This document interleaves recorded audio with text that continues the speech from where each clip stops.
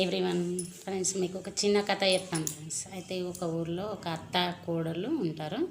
కోడలు కొత్తగా అత్తగారింటికి కాపురానికి వస్తుంది. అయితే అత్తగారు కోడలు ఏ పని చేసినా నచ్చదు, అస్సలు నచ్చదు. రోజు గొడవ పడుతూనే ఉంటుంది. అయితే కోడలికి బాగా విసుగొస్తుంది. విసుగొచ్చేసి వాళ్ళ ఆయనతో చెప్తుంది. ఆయన కూడా బాధపడుతూ బయటికి వెళ్ళిపోతాడు. ఏం చేయాలనేసి ఆ కోడలు అనుకొని ఒక మూలికలు అతను ఉంటాడు కదా, అతని దగ్గరికి వెళ్తుంది.